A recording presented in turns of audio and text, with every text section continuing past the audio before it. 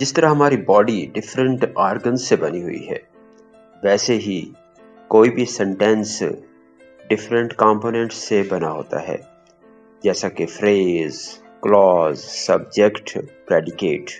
और आज हमारा टॉपिक भी है learning phrase with fun. Phrase है क्या? Phrase is a set of word, ये अल्फाज का मजमूआ है।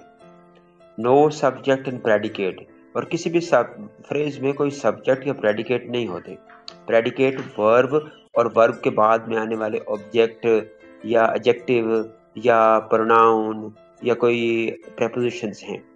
और फ्रेज मीनिंगलेस है if not in a sentence. अगर किसी सेंटेंस में नहीं है तो ये मीनिंगलेस है। मिसाल के तौर पर इन अ नटशेल, ब्यूटीफुल गार्डन। तो अगर ये किसी सेंटेंस में नहीं है तो इनका मीनिंग क्लियर नहीं होता। फ्रेज की बेसिकली 5 टाइप्स हैं, जैसे कि noun phrase, adjective phrase, verb phrase, adverb phrase and prepositional phrase. सबसे पहले हम स्टडी करेंगे नाउन फ्रेज। नाउन फ्रेज क्या है? It is a group of words that does the work of a noun. वो अल्फाज का मजमूआ जो कि नाउन का वर्क कर रहा हो। अब नाउन फ्रेज में नाउन के साथ एडजेक्टिव्स और डिटर्मिनर्स लगे होंगे। डिटर्मिनर्स क्या हैं? जिस तरह के आर्टिकल्स हो गया ए, एंड, द, या दिस, दैट, दीज, दोज, सच, ये डिटर्मिनर्स हैं। तो नाउन के साथ इस तरह के डिटर्मिनर्स लगे हुए हों। नाउन फ्रेज की एग्जांपल देखते हैं। Noun phrase sometimes work as a subject, जैसे कि एग्जांपल है early to bed is a good habit. तो early to bed is a noun phrase. Sometimes noun phrase works as an object, जैसे कि example देखें he hopes to win the first prize. अब to win the first prize is the noun phrase working as object. Next है noun phrase as a subject complement. मिसाल के तौर पर I am an intelligent girl.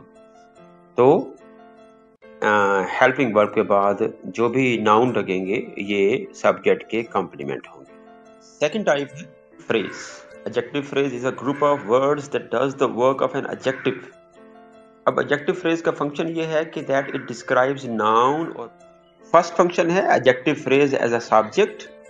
Example देखें the girl with curly hair is my cousin.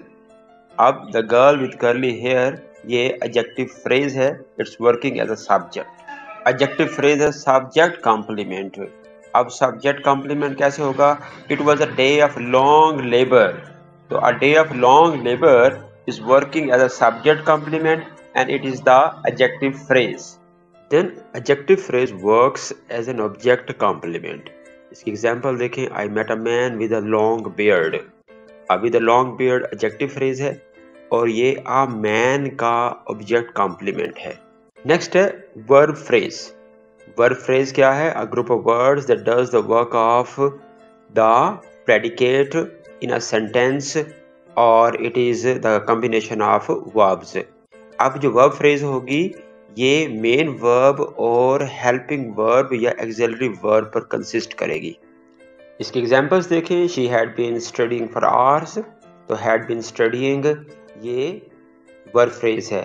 अब had been जो है ना एक्सिलरी वर्ब हो गई और स्टडीइंग इसका मेन वर्ब हो गया।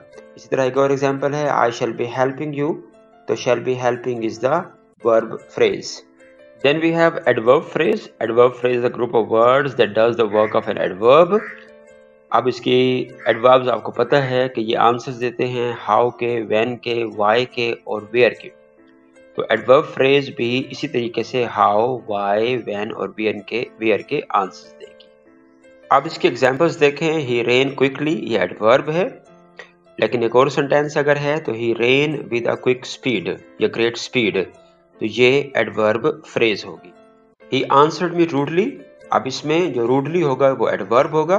लेकिन इसी तरह का एक और सेंटेंस है He answered in a rude manner। तो ये in a rude manner adverb phrase होगी। You fell down। अब डाउन जो है इसमें एडवर्ब है।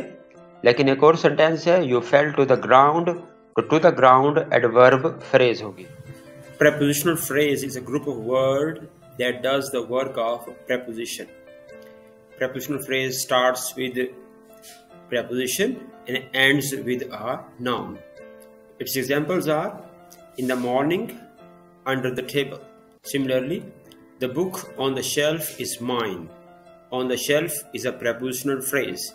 He sat in the park. In the park is a prepositional phrase. Thank you for watching Phrase and its types. Subscribe to my channel Learning English 3743. Thank you very much.